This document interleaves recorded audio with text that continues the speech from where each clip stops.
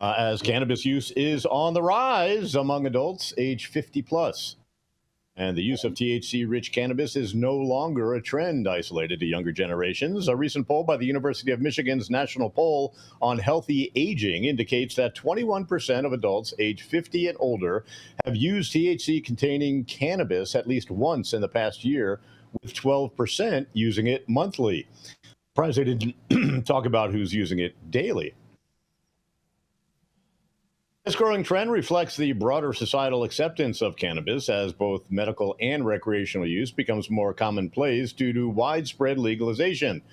However, while cannabis offers perceived benefits for many, this trend also brings attention to the potential risks, particularly for older adults with complex health problems. The poll results show that adults age 50 plus are using cannabis for various reasons, many of which are tied to managing age-related health issues. Top reasons reported include relaxation and well-being. Over 81% of older adults stated that they use cannabis to relax or to feel good. This reflects cannabis's appeal as a natural alternative to prescription relaxants or even alcohol. Sleep improvement. Around 68% of older cannabis users report that turning to the drug to help them sleep. THC is known to have sedative effects that can aid in falling asleep and staying asleep longer, which may appeal to those who struggle with insomnia or other sleep disorders. Chronic pain is another common issue among older adults, with 63% citing pain relief as a primary reason for using cannabis. Many older adults report using cannabis as an alternative or complement to prescription painkillers, particularly in response to concerns over opioid addiction. Issues such as anxiety and depression are also driving cannabis use. About 53% of those surveyed mentioned using cannabis to improve their mental health. The stigma around mental health declines. More adults may feel comfortable using cannabis to address issues they once might have ignored or relied on pharmaceuticals to manage. Cannabis may also offer therapeutic benefits beyond these self-reported reasons. Some studies suggest that cannabinoids could help manage symptoms associated with conditions like Parkinson's disease, arthritis, and even Alzheimer's disease. While more research is needed to establish these effects conclusively, anecdotal evidence and initial studies suggest that cannabis could hold promise as part of a holistic health management for aging populations. Methods by which older adults consume cannabis are diverse and expanding. According to the poll, the majority prefer edibles at 74% and flower 58%. Edibles such as gummies or beverages provide a discrete and easily controlled dosage, which can be particularly appealing to older adults. Flower, often smoked or vaporized, is also popular, likely due to its long-standing association with cannabis use. Additionally, topical applications as high as 34%, like creams or balms that contain THC, are gaining popularity, especially for treating localized pain or skin conditions. Inhalation methods such as vaping at 26% and dabbing at 19% are less popular amongst this demographic, but are still notable given their rising trend among younger users. Dabbing, which involves inhaling concentrated THC extracts, tends to deliver stronger effects, making it less appealing for older adults who often prefer milder or more controlled experiences. Not this older adult. While many older adults report using cannabis for health reasons, the poll also revealed several concerning behaviors and potential risks that come with its use. Driving under the influence, for one, it is one of the most significant risks uncovered by the poll was that 20% of older adults who use cannabis admitted to driving within 2 hours of consumption. This number rose to 27% among those who use cannabis monthly. THC can impair motor skills, reaction time, and decision-making, and making driving dangerous. Older adults already at a higher risk for accidents due to age-related declines in vision and reflexes are particularly vulnerable. Dependence and tolerance are another notable finding was that over 20% of regular cannabis users showed signs of potential cannabis dependence. Some users reported needing to increase their consumption to achieve the same effects, indicating rising tolerance. Dependence can also lead to overuse, which, while less dangerous than opioid or alcohol addiction, still presents health risks, including impaired cognitive function and increased likelihood of accidents. Lack of communication with healthcare providers is also a big problem. Despite the growing use of cannabis, nearly half of the older adults surveyed who use cannabis at least monthly had not discussed their cannabis use with their doctors. This lack of communication can be dangerous, especially for those taking other medications. Cannabis can interact with various prescription drugs, leading to unwanted side effects or diminished efficacy. For example, cannabis may increase the sedative effects of Valium or counteract medications for hypertension. Cognitive effects are also a concern. For older adults, cognitive health is a significant concern using THC, as THC has been shown to impair short term memory and executive function, both of which are critical as people age. Long term heavy use can exacerbate issues related to dementia or Alzheimer's disease, although more research is needed to fully understand this relationship. Another concern is the perception of cannabis potency. The survey revealed that 79% of older adults believe that cannabis is way more potent today than it was 20 or 30 years ago. This is a valid concern, as the THC levels in cannabis products have indeed risen significantly. In the 1990s, the average THC content in cannabis was around 4%, whereas today's strains can have THC levels upwards of 20 to 30%. This increase in potency can lead to more intensive psychoactive effects, raising the risk of overconsumption or adverse reactions, especially among older adults unfamiliar with these stronger strains. As cannabis becomes more accepted and legalized, understanding its effect on older adults is increasingly important for shaping public health policies. 38 states now legalizing cannabis for medical or recreational use. The demographic of cannabis users is broadening. The aging population in particular presents a unique challenges. Dr. Erin Boner, I just like saying that name.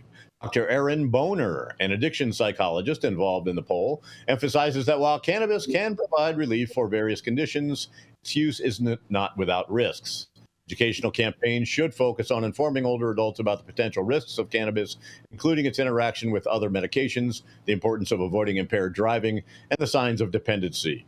Additionally, healthcare providers should proactively discuss cannabis use with their patients, creating a more open and informative environment where older adults feel comfortable sharing their experiences.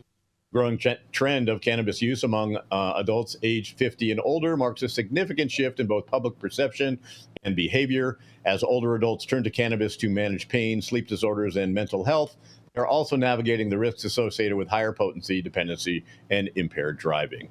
While cannabis offers potential benefits, it is crucial for healthcare providers and public health officials to address the specific needs of this demographic, ensuring safe and informed cannabis use. With proper education and communication, older adults can maximize the benefits of cannabis while minimizing its risks. I'm Todd Denkin with I&I News, and as the elder statesman program, I encourage cannabis use amongst my peers and even folks older than me. It is literally the only medication I take. I eat healthy, I exercise, and I smoke cannabis. That is my regiment, and I'm a, knock on wood, very healthy 61-year-old. So, what do you guys think about us old folks, cannabis? Man, I'm gonna say it now. Like I said it a million times before. I started working on the legal side of this shit. Company Baker Technologies. We actually, it was with, I don't want to name the dispensary because it's tied to a person who is an industry pariah known now. But there's a certain dispensary we had a partner with. We broke down his buying data, and we found out that the biggest spenders and the most loyal customers that they had were senior citizens. So we actually did an initiative with them on their weakest sales day of the month. And we went out there and did a educational session for the old folks at the home.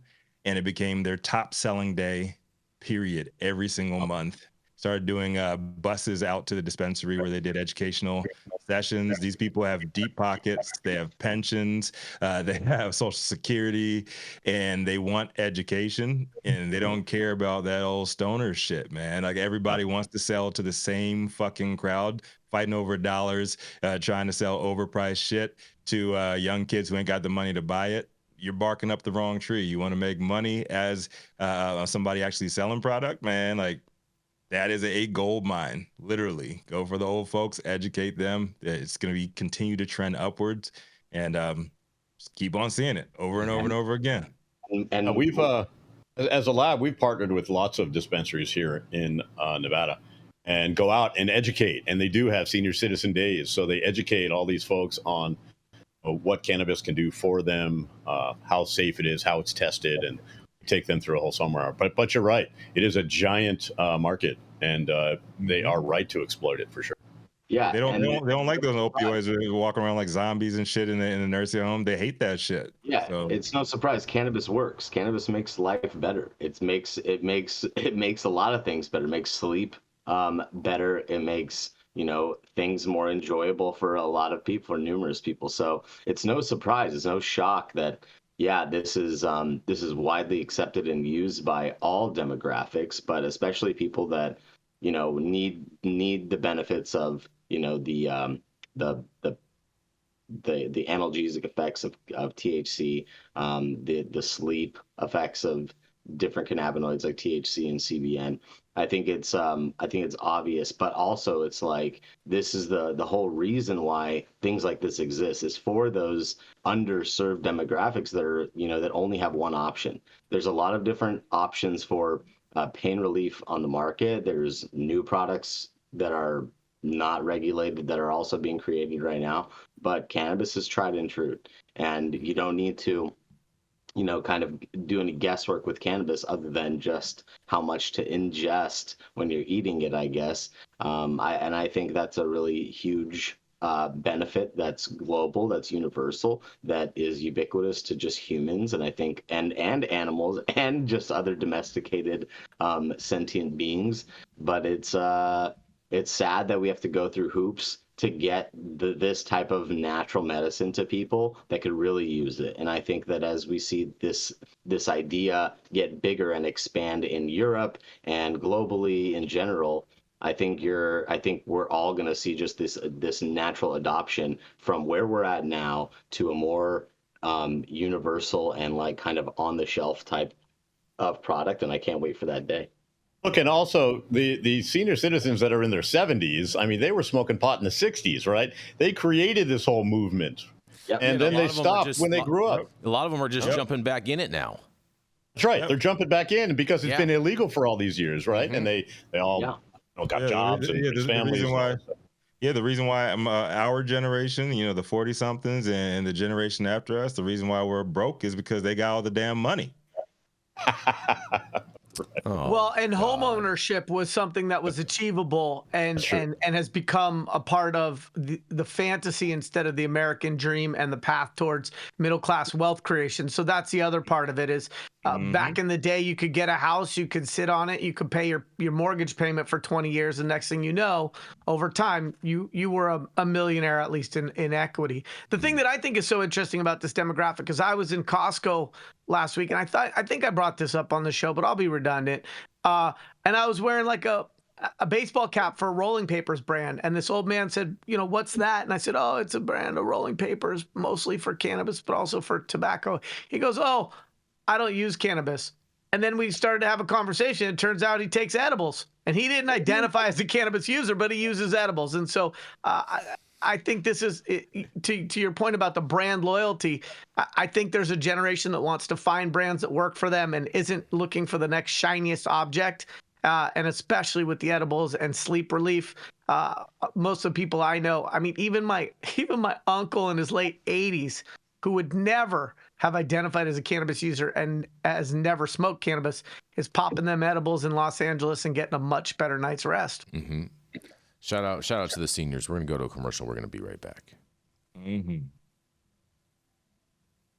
Shout out to Senior Skip Day. Remember that? Senior I do. skips.